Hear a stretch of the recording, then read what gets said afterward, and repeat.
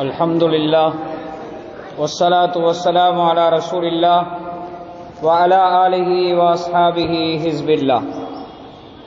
Amma ba'd, faqad qala Allah ta'ala fi kalamihil qadim fil furqanil majid ba'da a'udhu billahi minash shaitanir rajim. Bismillahir rahmanir rahim. Iqra bismi rabbikal ladzi khalaq khalaqal insana min 'alaq اقرأ وربك الأكرم الذي علم بالقلم علم الإنسان ما لم يعلم. وقال أيضا يا أيها الذين آمنوا قوا أنفسكم وأهليكم نارا. قال نبينا صلى الله عليه وسلم ما نحل والد ولدا من نحل أفضل من أدب حسن. صدق الله وصدق رسول الله.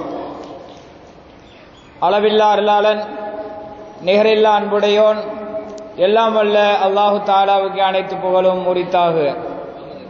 அவனது தூதர், அகிலத்தின் அற்கொடை, இப்பிரபஞ்சத்தின் பேரொளி, நம் உயிரிலும் மேலான கண்மணி நாயகம் ஸல்லல்லாஹு அலைஹி வஸல்லம் அன்னவர்கள் மீதும் அன்னாரின் பரிசுத்த உம்மத்தார்கள் அனைவரின் மீதும் இந்த ஒரு நல்ல மஜ்லிஸில் ஒன்று கூடியிருக்கிற நம் அனைவரின் மீதும் எல்லாம் வல்ல அல்லாஹ்வின் நல்லருள் என்றென்றும் நின்று நிலவட்டுமாக. ஆமீன். அன்னூர் ஷாஹி மஸ்ஜிதில் நடைபெறுகிற தீனியாத் மதரசாவின் கோடைகால தீனியாத் பயிற்சி வகுப்பு நிறைவுற்று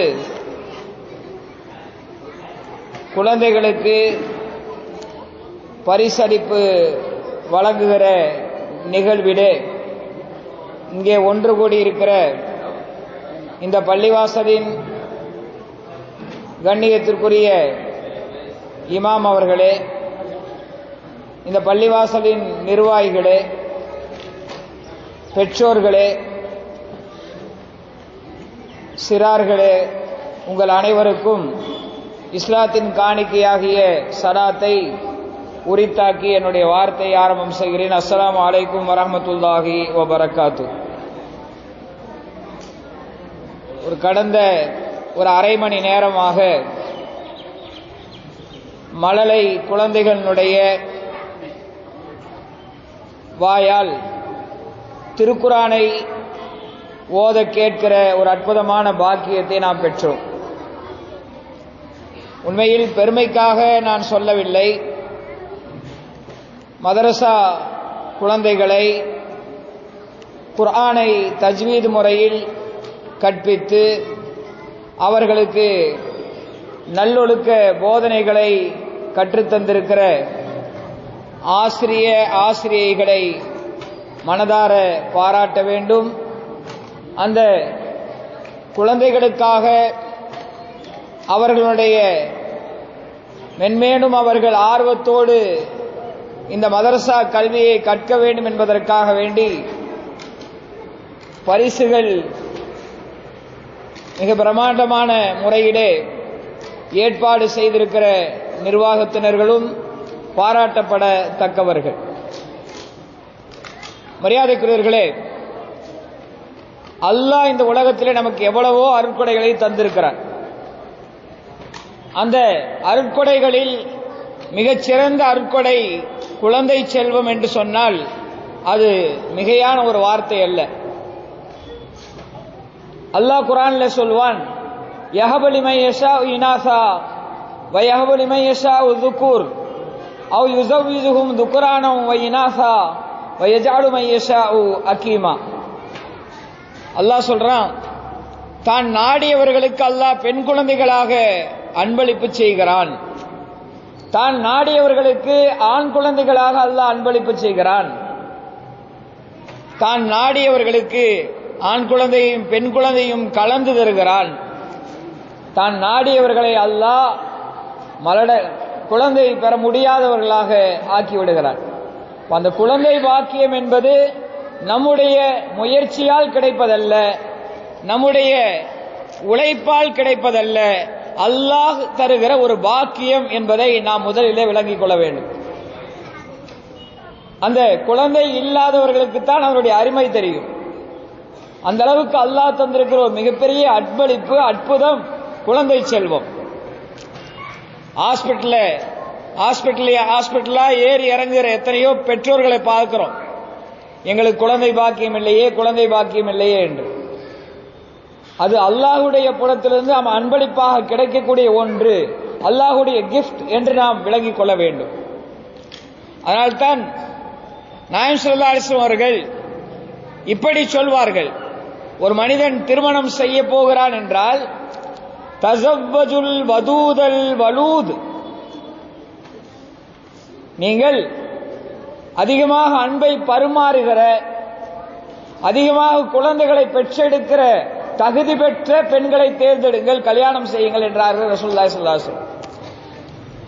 ஏனென்றால் ஃபைன்னி முகாசிரும் பிகுல்முல் அம்பியா யௌமல் கியாமா, நாளைக்கு மறுமை நாள்ல நான் எல்லா நபிமார்களை விடவும் என்னுடைய சமுதாயம் அதிகமாக இருக்கிறார்கள் பாருங்கள் என்று நான் பெருமை பெற்றுக் கொள்வதற்காக வேண்டி நீங்கள் என்ன செய்யுங்கள், அதிகமாக குழந்தையை பெற்றெடுக்கிற தகுதி பெற்ற, குழந்தைகள் மீது அன்பு செலுத்துகிற தாய்மார்களை நீங்கள் உங்களுக்கு மனைவிகளாக தேர்ந்தெடுங்கள் என்று நபிகள் நாயகம் ஸல்லல்லாஹு அலைஹி வஸல்லம் சொன்னார்கள். அதிகமாக குழந்தை பெற வேண்டும், குழந்தை செல்வம் பாக்கியமான ஒன்று. ஆனால் இன்றைக்கு அந்த குழந்தை விஷயத்திலே இன்றைக்கு பெற்றோர்கள் சுணக்கம் காட்டுகிறார்கள். ஒரு குழந்தையை பெற்றாவே வளர்த்துறது பெரும்பாடா இருக்கு என்று. ஆனால் அன்றைய காலத்தில் குழந்தைகளை அதிகமாக பெற்றெடுத்தார்கள். ஒருத்தர் தான் சம்பாதிப்பார், அத்தா மட்டும்தான் சம்பாதிப்பார், ஆனா பரக்கத்தா எல்லாம் வாழ்ந்தாங்க. இன்னைக்கு வீட்டில் இருக்கிற எல்லாரும் சம்பாதிக்கிறோம், ஆனா பரக்கத் இல்லை, பரக்கத் எடுபட்டு போயிருச்சு. காரணம் என்ன? யோசித்து பார்க்க வேண்டும். அன்றைக்கு இருந்தவர்கள் இறையச்சம் உள்ளவர்களாக இருந்தார்கள், தொழுகை விஷயத்திலே பேணுதலாக இருந்தார்கள், தங்களுடைய குழந்தைகளை நல்லொழுக்கப்படுத்துவதிலே, தங்களுடைய குழந்தைகளை பள்ளிவாசலுக்கு வரும்போது தொழுகை கூட்டிட்டு வருவாங்க. இன்னைக்கு அத்தாவும் வர்றதில்லை பள்ளிவாசலுக்கு, மகனும் வர்றதில்லை, பரக்கத்து எடுபட்டு போயிருச்சு. அன்றைய காலத்துக்கு சுபஹ் தொழுகையில அதிகமான கூட்டம் இருந்தது, குழந்தைகளையும் சுபஹ் கூட்டிட்டு வருவாங்க. இன்னைக்கு சுபஹ் தொழுகையில எல்லோரும் வீட்டில் தூங்கிட்டு இருக்கிறோம், பரக்கத்து எடுபட்டு போயிருச்சு. ஆக குழந்தை செல்வம் என்பது ஒரு பாக்கியமான ஒன்று. அதை அதிகமாக பெற்றெடுக்கிற தாயாக நீங்கள் உங்களுக்கு மனைவியாக தேர்ந்தெடுங்கள் என்பதாக நபிகள் நாயகம் ஸல்லல்லாஹு அலைஹி வஸல்லம் சொன்னார்கள். அந்த குழந்தைகளை வளர்க்கிற பொறுப்பு பெற்றோர்களாகிய இருவருக்கும் இருக்கிறது, தந்தைக்கும் இருக்கிறது, தாய்க்கும் இருக்கிறது. அல்லாஹ் குர்ஆன்ல சொல்வான், யா அய்யுஹல்லதீன ஆமனூ கூ அன்ஃபுஸக்கும் வ அஹ்லீக்கும் நாரா, ஈமான் கொண்டவர்களே நீங்கள் உங்களையும் உங்களுடைய குடும்பத்தார்களையும் நரக நெருப்பை விட்டு பாதுகாத்துக் கொள்ளுங்கள் என்று அல்லாஹ் சொன்னான். நரக நெருப்பை விட்டு பாதுகாக்க வேண்டிய, நம்மை பாதுகாப்பதோடு மாத்திரமல்லாமல் நம்முடைய குடும்பத்தையும் பாதுகாக்க வேண்டும், நம்முடைய குடும்ப உறுப்பினர்களையும் பாதுகாக்க வேண்டும். அந்த குழந்தைகளை வளர்த்தெடுக்கிற பொறுப்பு பெற்றோர்களாகிய இருவருக்கும் இருக்கிறது, தாய்க்கும் தந்தைக்கும் வளர்த்தெடுக்கிற பொறுப்பு இருக்கிறது. அதனால்தான் நாயகம் ஸல்லல்லாஹு அலைஹி வஸல்லம் அவர்கள் திருமணத்திற்கு முன்னாலேயே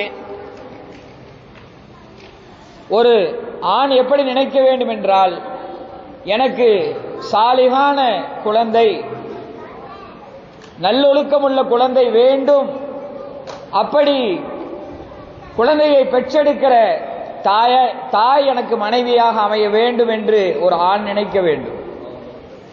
ஒரு பெண் எனக்கு நல்லொழுக்கமுள்ள குழந்தையை தருகிற ஒரு கணவன் எனக்கு வாய்க்க வேண்டும் என்று திருமணத்திற்கு முன்னாலேயே நினைக்க வேண்டும். ரப்பி ஹப்லி மினஸ் சாலிஹீன், இறைவா எனக்கு சாலிகான குழந்தையை தா என்று குர்ஆனிலே ஒரு துஆ இருக்கிறது. இது இப்ராஹிம் அலைஹிஸ்ஸலாம் அவர்கள் கேட்டது. ஆக திருமணத்திற்கு முன்னாலேயே இப்படி நாம் துஆ செய்ய வேண்டும். ரப்பனா ஹப்லனா மின் அஸ்வாஜினா வ துர்ரியாத்தினா குர்ரத அயுன், இறைவா எங்களுக்கும் எங்களுடைய மனைவிமார்களிலிருந்து, எங்களுடைய ஜோடிகளிலிருந்து, எங்களுடைய வாரிசுகளிலிருந்து எங்களுக்கு கண்குளிர்ச்சியை தா இறைவா என்கிற ஒரு துவா நல்லடியார்கள் கேட்பார்கள் என்று அல்லாஹ் திருக்குர்ஆனிலே இடம்பெறச் செய்திருக்கிறார். ஆக திருமணத்திற்கு முன்னாலேயே ஒரு ஆண் தனக்கு நல்ல மனைவி வாய்க்க வேண்டும், சாலிகான குழந்தையை அவள் பெற்றெடுத்து தர வேண்டும் என்று நினைக்க வேண்டும். ஒரு பெண் எனக்கு நல்ல கணவன் வாய்க்க வேண்டும், அவன் மூலமாக எனக்கு சாலிகான சந்ததி உருவாக வேண்டும் என்று அந்த பெண் நினைக்க வேண்டும். உமர் ரலியல்லாஹு அன்ஹு காலத்தில் ஒரு தந்தை உமர் ரலியல்லாஹு அன்ஹு வந்து ரிப்போர்ட் செய்தார், என்னுடைய மகன் எனக்கு மரியாதை செய்வதில்லை, என்னை கொடுமைப்படுத்துகிறான் என்று ரிப்போர்ட் செய்தார். உமர் ரலியல்லாஹு அன்ஹு அவர்கள் யார் தவறு செய்தாலும் உடனே அழைத்து கண்டித்து விடுவார்கள். அந்த மகனை கூட்டி வர சொன்னார்கள். வந்ததும் கேட்டார்கள் உமர் ரலியல்லாஹு அன்ஹு அவர்கள், உன் தந்தைக்கு என்ன கடமைகள் செய்ய வேண்டும் என்று உனக்கு தெரியாதா? ஏன் அதை நீ செய்வதில்லை? உன் தந்தையை மரியாதை குறைவாக நடத்துகிறாய் என்று உமர் ரலியல்லாஹு அன்ஹு அந்த மகனை பார்த்து கேட்டார்கள். அந்த மகன் திருப்பி கேட்டா, ஜனாதிபதி அவர்களே, அலைஸலில் வலதி ஹுகூகுன் அலா அபீஹி, ஒரு தந்தைக்கு மகனின் மீது கடமைகள் இல்லையா? மகனுக்கு செய்ய வேண்டிய கடமைகள் இல்லையா என்று அவன் திருப்பி கேட்டான். ஆம் இருக்கிறது என்றார்கள் உமர் ரலியல்லாஹு அன்ஹு அவர்கள். அந்த கடமை என்ன என்று கேட்டபோது உமர் ரலியல்லாஹு அன்ஹு சொன்னார்கள், அந்த மகன் கேட்கிறான் அந்த கடமைகள் என்ன என்று. அப்ப உமர் ரலியல்லாஹு அன்ஹு சொன்னார்கள், ஒரு நல்ல தாயை தேர்ந்தெடுப்பது தந்தையின் கடமை. மகனுக்கு ஒரு நல்ல தாயை தேர்ந்தெடுக்கணும். இரண்டாவது, அவனுடைய பெயரை அழகான பெயராக வைக்கணும். மூணாவது, குர்ஆனை அந்த தந்தை மகனுக்கு கற்றுத்தர வேண்டும். இந்த 3 கடமைகள் இருக்கிறது என்றார் உமர் ரலியல்லாஹு அன்ஹு அவர்கள். அப்ப அந்த பையன் சொன்னா, இன்ன அபீ லம் யஃஅல் ஷைஅம் மின் ஸாலிக், என் தந்தை இந்த 3இல் எதையுமே செய்யல. ஒரு நல்ல தாயை தேர்ந்தெடுக்கவில்லை, எனக்கு ஒரு நல்ல பெயரை வைக்கவில்லை, குர்ஆனிலிருந்து ஒரு எழுத்தை கூட கற்றுத்தரவில்லை என்னுடைய தந்தை என்று அவன் திரும்பி சொன்னான். எனக்கு தாயை தேர்ந்தெடுப்பதற்கு என்னுடைய தந்தை ஒரு மனநிலை பாதிக்கப்பட்ட ஒரு நீக்ரோ இன அடிமை பெண்ணை, அதுவும் முந்தி ஒரு நெருப்பு வணங்கிக்கு மனைவியாக இருந்தவளை தேர்வு செய்தார். அவள் மூலமாக குழந்தை பெற்றெடுக்க அவர் விரும்பவில்லை. எப்படியோ குழந்தை உருவாகிவிட்டது. எனக்கு நான் பிறந்த பிறகு எனக்கு பெயராக அவர் வைத்தது ஜோலா, சாக்கடையில் நெளிகிற புழு என்று பெயர் வைத்தார். தாய் மனநிலை பாதிக்கப்பட்டவள், அவளுக்கு குழந்தை பிறப்பதை இவன் விரும்பவில்லை, எப்படியோ பிறந்து விட்டது.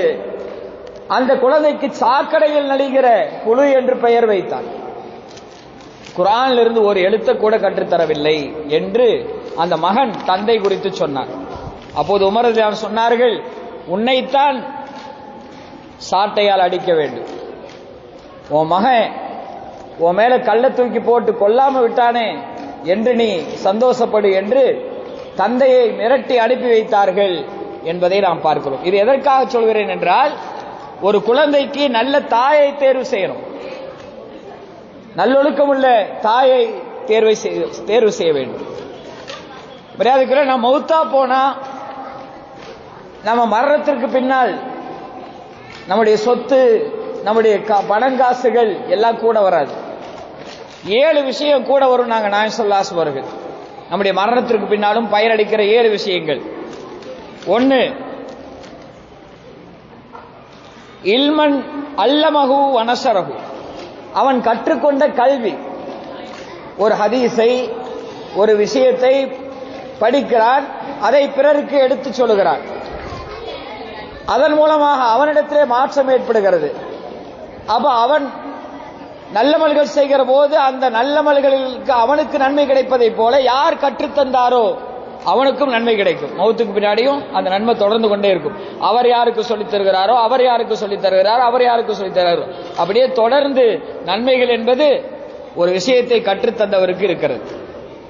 இரண்டாவதாக ரசூலுல்லாஹி ஸல்லல்லாஹு அலைஹி வஸல்லம் சொன்னார்கள், சாலிகான மகன். சாலிகான மகனை அவன் விட்டு சென்றான் என்றால், அவனை நல்லொழுக்கப்படுத்தி இருந்தான் என்றால், அவன் மூலமாக அவனுடைய தந்தைக்கு, பெற்றோர்களுக்கு நன்மை போய்கொண்டே இருக்கும். மூன்றாவது, குர்ஆனை ஒருத்தருக்கு வாங்கி தரார், அந்த குர்ஆனை அவர் ஓதுகிறார். ஓதும் போது ஓதுகிற அவருக்கும் நன்மை கிடைக்கும், குர்ஆனை வாங்கி தந்த அவருக்கும் நன்மை கிடைக்கும். அல்லது ஒரு பள்ளிவாசலை கட்டுகிறார், அந்த பள்ளிவாசலில் நல்லமல்கள் நடக்கிற போதெல்லாம் அந்த நன்மைகள் அவனுக்கு போய்கொண்டே இருக்கும். அடுத்து, வழிபோக்கர்களுக்கு ஒரு சத்திரம் கட்டி தருகிறார், அதிலே ஏழை எளிய மக்கள் வந்து தங்குகிறார்கள், வழிபோக்கர்கள் தங்குகிறார்கள், அந்த நன்மையும் அவன் மௌத்துக்கு பின்னாடி போயிட்டே இருக்கும். அடுத்தது, ஒரு நீரோடையை ஏற்படுத்தி தருகிறான், தண்ணீர் மக்கள் அருந்துவதற்கு ஏற்பாடு செய்கிறான் என்று சொன்னால் அதனுடைய நன்மையும் அவனுக்கு போய்கொண்டே இருக்கும். அடுத்து, தன்னுடைய சொத்திலிருந்து அவன் வாழுகிற காலத்திலே அவன் ஏதாவது நீடித்த தர்மமான காரியத்தை செய்து கொண்டு போனால் அதனுடைய நன்மையும் அவனுக்கு வந்து கொண்டே இருக்கும் மௌத்துக்கு பின்னாடி. அந்த 7ல் நபி ஸல்லல்லாஹு அலைஹி சொன்னது சாலிகான மகன், சாலிகான குழந்தை. அந்த சாலிகான குழந்தை மூலமாக அவனுக்கு நன்மைகள் போய்கொண்டே இருக்கும். சாலிகான குழந்தைனா அந்த தந்தை இறந்த பின்னால் அவருக்காக துஆ செய்கிற குழந்தையாக, அவருக்காக துஆ செய்கிற குழந்தையாக அவர் உருவாக்கி விட்டு சென்றால் மௌத்துக்கு பின்னாடி அந்த குழந்தை துஆ செய்யும்.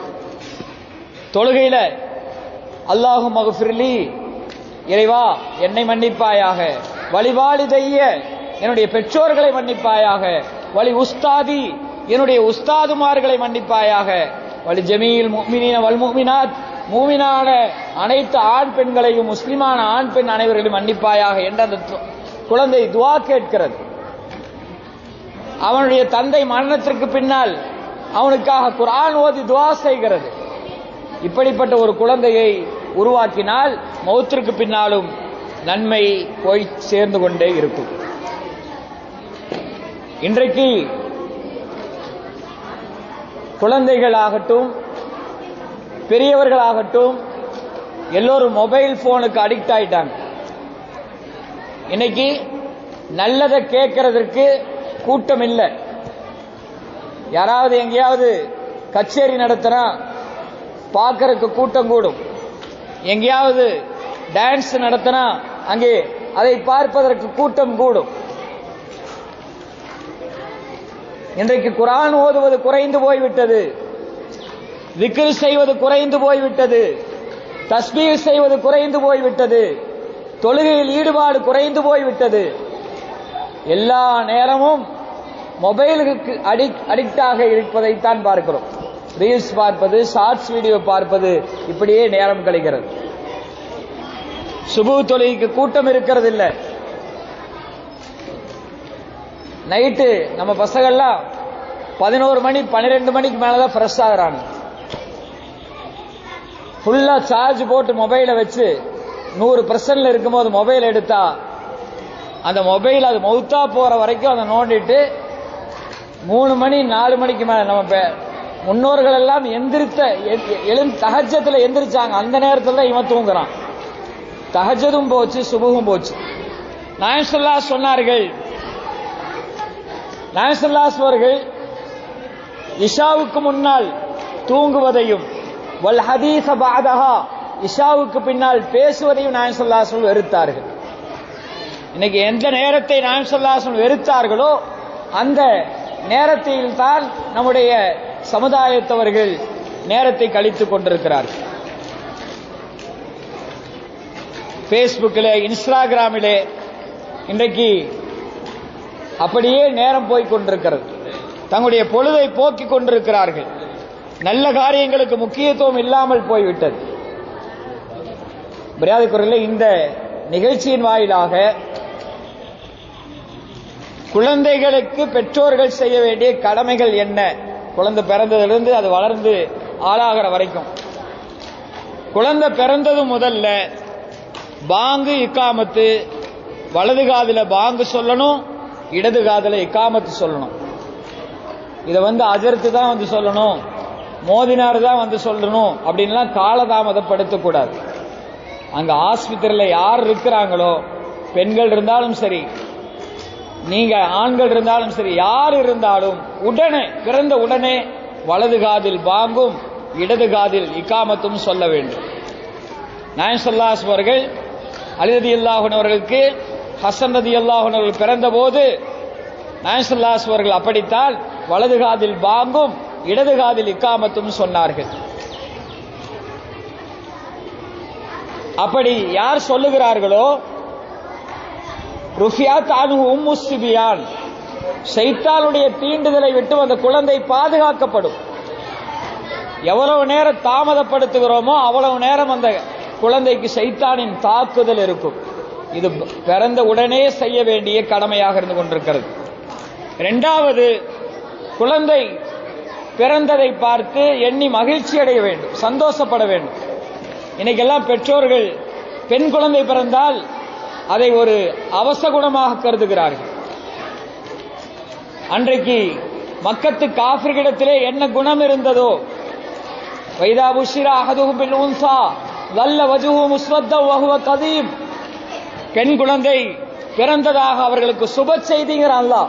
சுப செய்தி சொல்லப்பட்டால் அவருடைய முகமெல்லாம் கருத்து போகிறது என்று அல்லாஹ் சொல்றான். அப்ப ஆண் குழந்தை பிறந்தாலும் சரி, பெண் குழந்தை பிறந்தாலும் சரி, சந்தோஷப்பட வேண்டும். நாயகம் ஸல்லல்லாஹு அலைஹி சொன்னார்கள், எவனொருவனுக்கு 3 பெண் குழந்தைகளை வளர்த்து ஆளாக்குறானோ அவனும் நானும் சொர்க்கத்தில் இந்த 2 விரல்களைப் போல இணைந்திருப்போம் என்றார்கள். அப்போ சஹாபாக்கள் கேட்டார்கள், 2 பெண் குழந்தை இருந்தால்? அவரும் அப்படித்தான் என்றார்கள். இன்னொருத்தர் கேட்டார், 1 பெண் குழந்தை இருந்தால் என்றார்கள். அவரும் அப்படித்தான். அப்ப பெண் குழந்தைகள் நரகத்திலிருந்து நம்மை பாதுகாக்கிற கேடயமாக இருக்கிறார்கள். எனவே பெண் குழந்தை பிறந்ததை நினைத்து வருத்தப்படக்கூடாது, சந்தோஷப்பட வேண்டும். சரி, முதல்ல பாங்கு இக்காமத், இரண்டாவது சந்தோஷம், மூணாவது அந்த குழந்தை பிறந்த 7வது நாளில் மொட்டை அடிக்கணும். 40ஆம் நாள் அல்ல, 7ஆம் நாளில் மொட்டை அடிக்கணும். அதான் சுன்னத். நாயகம் ஸல்லல்லாஹு அலைஹி அவர்கள் அப்படித்தான் செய்ய சொல்லி இருக்கிறார்கள். 7ஆம் நாளில் அமீத்து அன்ஹுல் அதா, அந்த குழந்தைக்கு இடையூறு தருகிற அந்த முடியை எடுத்து விடுங்கள் என்றார்கள் நாயகம் ஸல்லல்லாஹு அலைஹி வஸல்லம்.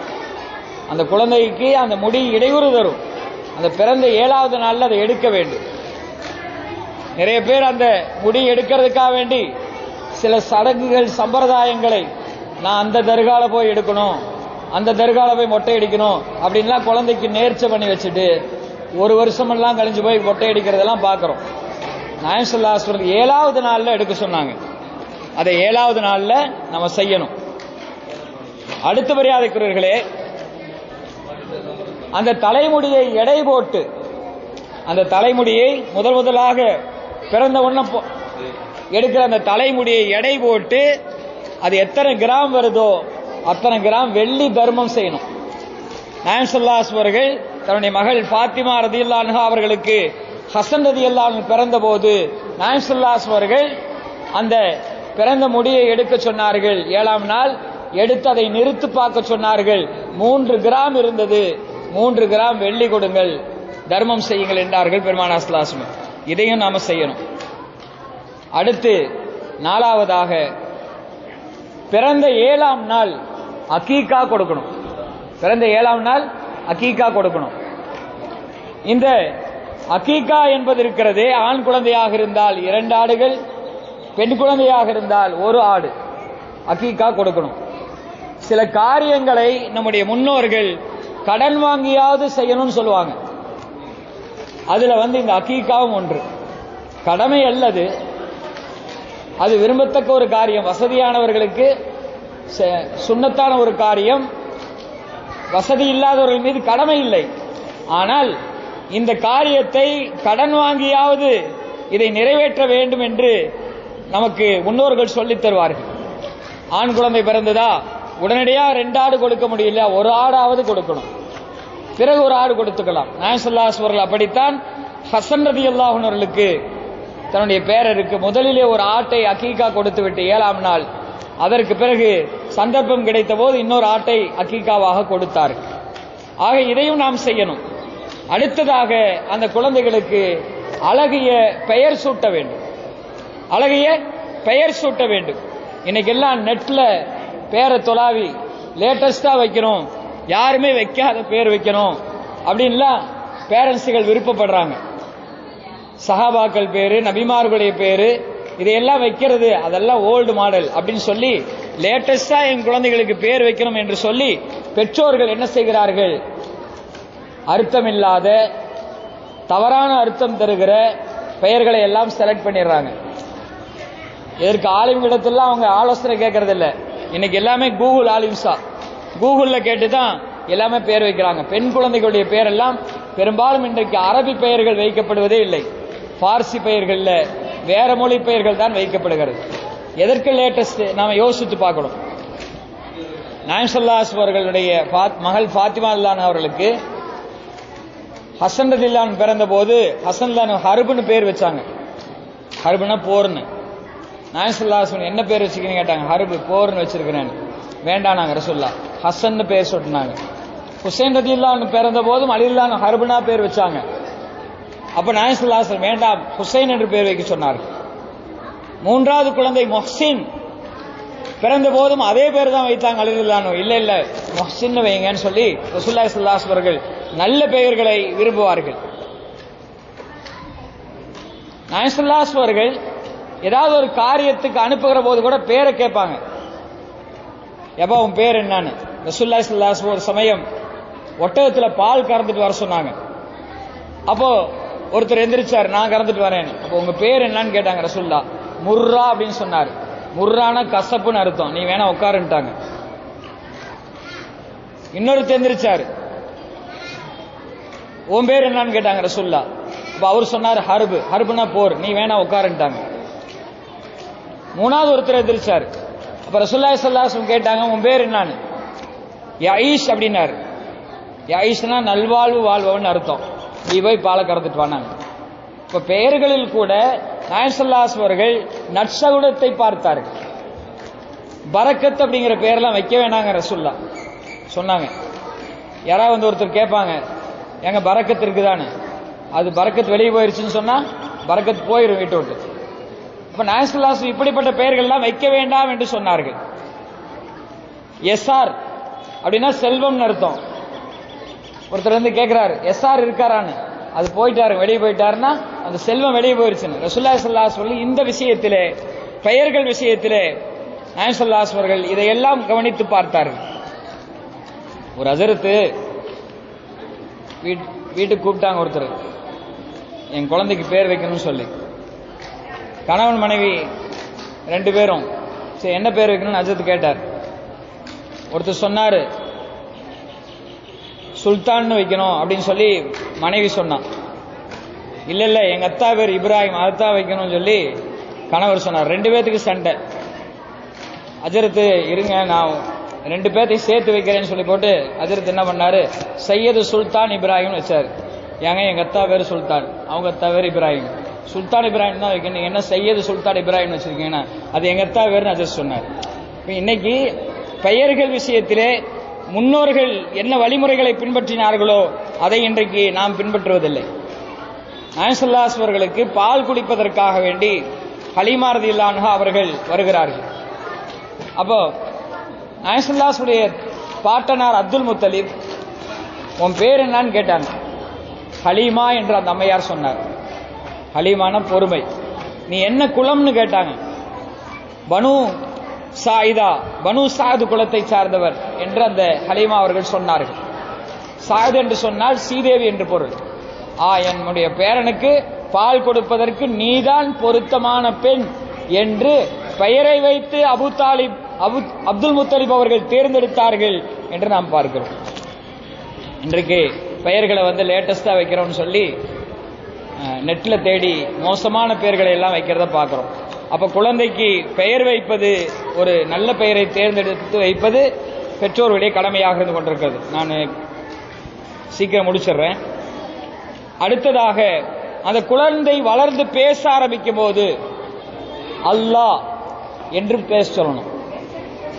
அல்லான்னு சொல்ல சொல்லணும். லா இலாஹ இல்லல்லான்னு சொல்ல சொல்லணும். மாமாவை போடான்னு சொல்றா அப்படிலாம் சொல்லி தரக்கூடாது. அம்மாவை போடின்னு சொல்லு இப்படிலாம் சொல்லித்தரக்கூடாது. அந்த குழந்தைக்கு லா இலாஹ இல்லல்லாஹ் போன்ற விஷயங்களை, மார்க்க விஷயங்களை அவருடைய வயசுக்கு தகுந்தவாறு கொஞ்சம் கொஞ்சமாக சொல்லித்தரணும். உமர் இப்னு அபீ சலமா என்கிற ஒரு சிறுவர் நாயகம் ஸல்லல்லாஹு அலைஹி வஸல்லம் இருந்தார்கள். அபூ சலமாவுடைய மகன் சிறுவர். அவர் நாயகம் ஸல்லல்லாஹு அலைஹி வஸல்லம் சேர்ந்து சாப்பிடுற போது தட்டில் அங்குமிங்குமாக கையை விட்டுட்டு இருந்தார், அப்படியே உழப்பிட்டு இருந்தார் கையில தட்டில். ரசூலுல்லாஹி ஸல்லல்லாஹு அலைஹி வஸல்லம் அவரை கூப்பிட்டு சொன்னாங்க, சம்மில்லாஹ, பிஸ்மில்லா சொல்லி சாப்பிடு. வகுல் பியமீனிக்க, உன்னுடைய வலது கையால் சாப்பிடு. வகுல் மிம்மா எடிக்க, உன் தட்டில் உனக்கு எது பக்கத்தில் இருக்குதோ அதை எடுத்து சாப்பிடு என்று நாயகம் ஸல்லல்லாஹு அலைஹி வஸல்லம் சிறு குழந்தைக்கு எப்படி சாப்பிட வேண்டும் என்று கற்றுத்தந்தார்கள். மரியாதைக்குரியவர்களே, இன்றைக்கு வளர்ந்து வாலிபர்களாகிற போது அவருடைய செயல்பாடுகள் எல்லாம் வித்தியாசமாக இருக்கிறது. நல்லொழுக்கங்களை கற்றுத்தராத காரணத்தினாலே. சமீபத்தில் எஸ்எல்சி ரிசல்ட் வந்தது. ரிசல்ட்ல பார்த்து 7 பேர்கள் தற்கொலை செய்து கொண்டார். 7 பேர் தற்கொலை செஞ்சுட்டாங்க. இது தமிழ்நாட்டில் நடந்தது. இது நாயகம் ஸல்லல்லாஹு அலைஹி வஸல்லம் அவர்கள் சிறு குழந்தைக்கு இதா சால்த ஃபஸ்அலில்லா, நீ எதை கேட்டாலும் அல்லாஹ்விடத்தில் கேள்.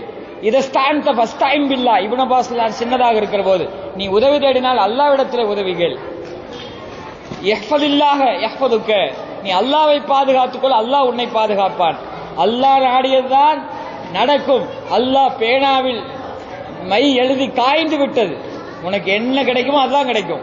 அப்படி எல்லாம் குழந்தைகளுக்கு அந்த மாதிரியான விஷயங்களை நாம் சொல்லிக் கொண்டு தர வேண்டும். குழந்தைகளுக்கு தாயின் மடிதான் முதல் பள்ளிக்கூடம். அங்கேதான் அவர்கள் நல்லொழுக்கத்தை கற்றுக்கொள்ள வேண்டும். அடுத்து தான் மதரசா. இன்றைக்கு மதரசாக்களுடைய நிலைமை மிக மோசமாக இருக்கிறது. காலை ஃபஜ்ர் நேரங்களிலே பெரும்பாலான மதரசாக்கள் செயல்படுவதில்லை. அப்படியே மாலை நேரத்தில் மதரசா வைத்தாலும் எனக்கு டியூஷன் இருக்கிறது, ஹோம்ஒர்க் இருக்கிறது என்று மதரசாக்களுடைய நேரங்கள் இன்றைக்கு வீணடிக்கப்படுகிறது. அதனுடைய பின்விளைவு என்னவாகிவிட்டது என்று சொன்னால், மோசமான தலைமுறை, மோசமான சமுதாயம் இன்றைக்கு உருவாகிவிட்டது. போதைக்கு அடிமையாகி, பல்வேறு விதமான தவறுகளுக்கு அடிமையாகி, சினிமா மோகத்தில் வீழ்ந்து போய் ஒருத்தன் சொல்றான், நோன்பு வச்சுட்டு நான் 27 நாள் நோன்பு வச்சேன், என் தலைவனை பார்த்த பிறகு அந்த 24 நாள் நோன்பு வச்ச நன்மை எனக்கு இப்பதான் கிடைச்சது, பிறவி பயனை நான் அடைஞ்சிட்டேங்கிறான். ஒரு முறை நான் ஜும்மாவை தொழுகை விட்டுட்டு போய் சினிமாவுக்கு போயிட்டு வந்தேன். அந்த சினிமாவும் சூப்பரு, அதை தயாரித்த தயாரிப்பாளருக்கு நன்றி, நடிகருக்கு நன்றி, அல்லாவுக்கு நன்றிங்கிறான். யோசிச்சு பார்க்கணும் மரியாதைக்குரியவர்களே. உயிர் மண்ணுக்கு, உடல் மண்ணுக்கு, உயிர் அந்த நடிகனுக்கு, அந்த அரசியல் தலைவருக்கு என்றெல்லாம் சொல்லுகிற இஸ்லாமிய சமுதாயம், காவல் தெய்வம் என்று சொல்லுகிற இஸ்லாமிய சமுதாயம், சினிமா மோகத்தால், அரசியல் மோகத்தால் இன்றைக்கு வீணான ஒரு பாதையை நோக்கி சென்று கொண்டிருக்கிறார்கள்.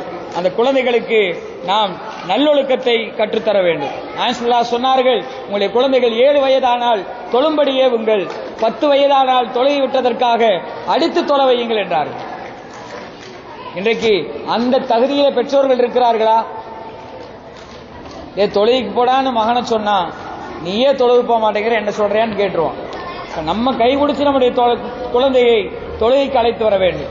வீட்டில் சுன்னத் தொழுவதை நாயகம் ஸல்லல்லாஹு அலைஹி வஸல்லம் விரும்பினார்கள். சுன்னத்தான் நஃபிலான தொழுகையில பள்ளிவாசல்ல தொழுகிறத விட வீட்டில் தொழுகிறது தான் 27 மடங்கு சிறப்பு. பரல பள்ளிவாசல்ல தொழுகிறது, ஜமாத்தோட தொழுகிறது 27 மடங்கு நன்மைனா, சுன்னத்தை நஃபில்ல வீட்டில் தான் தொழுகணும், அது 27 மடங்கு நன்மை ஜாஸ்தி. ஏனென்றால் ஆண்களாக இருந்தாலும் பெண்களாக இருந்தாலும், ஏனென்றால் அப்போதுதான் அந்த குழந்தை நாம் தொழுவதை பார்த்து நம்மை பார்த்து கற்றுக்கொள்வார்கள். குழந்தைகள் கெட்ட வார்த்தை பேசுகிறார்கள் அப்படின்லாம் சொல்றோம். நீங்க அத்தா அம்மா சண்டை போடுற போது கெட்ட வார்த்தைகளை பேசுறதுனால அந்த குழந்தைகள் அந்த கேட்ட வார்த்தைகளை தான் பேசுகிறார்கள், கெட்ட வார்த்தையில பேசுறது. அந்த குழந்தைகள் என்ன வார்த்தை பேசுறாங்க, கெட்ட வார்த்தைகள் அவங்களுக்கு தெரியாது. அந்த தாயின் தந்தையிடத்திலிருந்தும் வருகிற அந்த கேட்ட வார்த்தைகளைத்தான் அவர்கள் பேசுகிறார்கள். அதே போல குழந்தைகளுக்கு நல்லொழுக்கம் கற்றுத்தர வேண்டும். ஆபாசங்கள் அசிங்கங்களை விட்டெல்லாம் அவர்களை பாதுகாக்க வேண்டும். இன்றைக்கு எங்கு பார்த்தாலும் ஆபாசம். இன்றைக்கு வீட்டில் எல்லாரும் டிவி முன்னாடி உட்கார்ந்து பார்க்கிறாங்க. அங்கு ஒளிபரப்பப்படுகிற பாடல் காட்சி குடும்பத்தோடு பார்க்க முடியாத காட்சி. நாயசல்லாஸ் அவர்கள் அல்லாஹ் குழந்தைகளுக்கெல்லாம் ரூல்ஸ் போட மாட்டான். ஆனா ஒரு விஷயத்துல அல்லாஹ் ரூல்ஸ் போட்டிருக்கிறான். உங்களுடைய குழந்தைகள் 3 நேரங்களில் உங்களுடைய அறைக்கு அனுமதி கேட்டு வரட்டும். மின் கபடி சலாத்தில் ஃபஜ்ர், ஃபஜ்ர் தொழுகைக்கு முன்னாடி உங்களுடைய பெற்றோர்களுடைய ரூமுக்கு குழந்தைகள் வருகிற போது அனுமதி கேட்டு வரணும். ஏனென்றால் அவர்கள் எந்த நிலையில் இருப்பார்கள் என்று சொல்ல முடியாது பெற்றோர்கள். அதே போல லொஹர் நேரம் ஆடையை களைந்து போட்டிருக்கிற அந்த நேரத்திலே உங்களுடைய குழந்தைகள் உங்களுடைய அறைக்கு வருவதற்கு அனுமதி கேட்டு வர வேண்டும். ஒரு தாயை, ஒரு தந்தையை ஒரு குழந்தை பார்க்கக்கூடாத கோலத்தில் பார்த்து விடக்கூடாது. அல்லாஹ் ஆபாசத்தை பார்க்க கூடாது என்பதற்காக குழந்தைகளுக்கு ரூல்ஸ் போடுறான். இஷா தொழுகைக்கு பின்னால் இந்த 3 நேரம், ஃபஜ்ருக்கு முன்னால், லொஹர் நேரம், இஷாவுக்கு பின்னால், இந்த 3 நேரத்தில் குழந்தைகள் உங்களுடைய அறைக்கு வருகிற போது அனுமதி கேட்டே வர வேண்டும். ஏன்? அவர்கள் பார்க்கக்கூடாத காட்சியை பார்த்துவிடக் கூடாது என்பதற்காக அல்லாஹ் தடை விதிக்கிறார். குழந்தைகளுக்கு ரூல்ஸ் போடுறான். ஆனா இன்னைக்கு திரையில எல்லா குடும்பமா உட்கார்ந்து பார்த்துட்டு இருக்கிறோம். ஆபாசங்களை, அசிங்கங்களை எல்லாம் விட்டு அவர்களை பாதுகாக்க வேண்டும். மொபைல் தொடர்பை விட்டு அந்த குழந்தைகளை துண்டிக்க வேண்டும். கொஞ்சம் கொஞ்சமாக அவர்களை நல்ல குர்ஆன் ஓதுவதின் பக்கமாக, மார்க்க விஷயங்களை கேட்பதின் பக்கமாக, மதரசாவை தவிர வேறு எங்கும் நல்லொழுக்கம் போதிக்கப்படுவதில்லை. ஸ்கூல்லாம் நம்ம படிக்கிற காலத்தில் மாரல் சயின்ஸ்னு ஒன்று இருந்துச்சு. நல்லொழுக்க போதனை, நீதி ஒழுக்கம். ஏதாவது கதையை சொல்லி ஒரு வயசான வாத்தியார் வந்து அந்த கதையிலிருந்து நமக்கு என்ன தெரியுது அப்படின்லாம் சொல்லுவார். அதனால நம்ம திருடக்கூடாது, நம்ம ஏமாற்றக்கூடாது அப்படின்லாம் சொல்லி தருவார். இன்னைக்கு எந்த ஸ்கூல்லையும் அந்த பாடமே இல்லை. எல்லாம் சப்ஜெக்ட் வைஸ் செண்டம் எடுக்கணும். மேத்ஸ்ல செண்டம், சயின்ஸ்ல செண்டம், சோசியல்ல செண்டம். சப்ஜெக்டை முடிக்க வச்சு அதை நீ படி படி படின்னு சொல்லி நல்லொழுக்கமே கற்றுத் தருவதில்லை. இன்றைக்கு பிள்ளைகள் எல்லாம் புள்ளிங்களாக இருக்கிறார்கள். அவங்களுடைய ஹேர் ஸ்டைல் மாறி போயிடுச்சு. சுத்தியும் எலி கொதறின மாதிரி கொதறிட்டு மேல மட்டும் மூடி வச்சிருக்கிறான். இது இன்றைய ஃபேஷன். நாயசல்லாஸ் அவர்கள் அதை தடுத்தார்கள். அது யூதர்களின் பழக்கம் என்றார்கள். இன்னைக்கு பிராஸ்லெட் போட்டு இருக்கிறான், கையில வந்து பிராஸ்லெட் போடுறான், வெள்ளி செயின் போடுறான். குழந்தை பிறந்ததுமே நாம என்ன செஞ்சிடறோம், ஹராம போட ஆரம்பிச்சிடறோம். வெள்ளியில ஆண் குழந்தைகளுக்கு அருணா கொடி, தங்கத்துல மோதிரம், ஹராம் போடக்கூடாது. அந்த காலத்திலிருந்தே தவிர்க்க வேண்டும். நாயசல்லாஸ் அவர்களுடைய பேரர் பேரித்தம்பழத்தை, ஜக்காத்துடைய பேரித்தம்பழத்தை எடுத்து வாயில போட்டார். ரசூலுல்லா சின்ன பையன் தானே விட்டுல, துப்பு கஹ் என்று சொன்னார். நம்ம என்ன செய்யறோம், பிறந்தோன்னமே அந்த ஆண் குழந்தைகளுக்கு வெள்ளியில அருணா கொடி, தங்கத்துல மோதிரம் இதெல்லாம் போட ஆரம்பிச்சிடறோம். காலில் கொலுசு வெள்ளியில ஆண்களுக்கு 4 கிராம் மோதிரம் மட்டும்தான் போட அனுமதி. வெள்ளி அனுமதி என்கிற காரணத்தினால வெள்ளியில செயின், வெள்ளியில வளையல், வெள்ளியில பிராஸ்லெட் எல்லாம் போட்டு இன்னைக்கு ரவுடிகளாக சுத்துகிறாங்க. அவனுடைய ஹேர் ஸ்டைல் மாறிடுச்சு, எல்லாம் பிஹேவியர் மாறி போச்சு. இன்னைக்கு படிச்சு படிச்சு ஒழுக்கம் இல்லாமல் போய்விட்டது. ஒழுக்கத்தை கற்றுத்தருகிற ஒரே இடங்கள் மதரசா தான். எனவே உங்களுடைய குழந்தைகளை மதரசாவுக்கு நீங்கள் தவறாமல் அனுப்புங்கள். அந்த குழந்தைகள் பாருங்க, மாஷா அல்லாஹ், எனக்கு ஆச்சரியமாக இருக்கிறது. குழந்தைகள் லீவ் சமயங்கள்ல எல்லோரும் டூரு அங்கங்கன்னு போயிடுவாங்க. இந்த ஊர்ல ஒரு விஷயத்தை ஆச்சரியமா நான் பார்க்கிறேன். என்னன்னா, கோடைகால பயிற்சி வகுப்பு இத்தனை குழந்தைகள் கலந்து கொண்டிருக்கிறார்கள். ஸ்கூல் லீவ் விட்டாவே அங்க சொந்தக்காரங்க வீட்டுக்கு போகணும், அங்க போகணும், இங்க போகணும் என்று மே மாதங்களில் மதரசாக்கள் எல்லாம் இழுத்து மூடப்பட்டுகிற நிலைமையில தான் இருக்குது. ஆனால் இந்த ஊர் குழந்தைகளை பார்க்கிற போது உண்மையிலேயே ஆச்சரியமாக இருக்கிறது. பாராட்டத்தக்கவர்கள், நிர்வாகிகள் மிக அதிகமான பரிசுகளை இங்கே குவித்து வைத்திருக்கிறார்கள். அதுவும் பாராட்டத்தக்க ஒரு விஷயம். ஹஜரத்துமார்களுடைய உழைப்பு, உஸ்தாதிகளுடைய உழைப்புகள் எல்லாம் நிச்சயமாக பாராட்டத்தக்கது. குழந்தைகள் அற்புதமான முறையில் குர்ஆனை ஓதிக்கொண்டிருக்கிறார்கள், நல்லொழுக்கத்தை கற்றிருக்கிறார்கள், மார்க்க கல்வியை கற்றிருக்கிறார்கள். தொடர்ந்து இந்த மதரசாவுக்கு ஆர்வமும் ஊக்கமும் தந்து தொடர்ந்து பெற்றோர்களுடைய குழந்தைகளை அனுப்பி கொண்டே இருங்கள் என்று கேட்டு வாய்ப்பளித்தமைக்கு நன்றி கூறி விடைபெறுகிறேன். வஸ்ஸலாமு அலைக்கும் வரஹ்மத்துல்லாஹி வபரகாத்துஹு.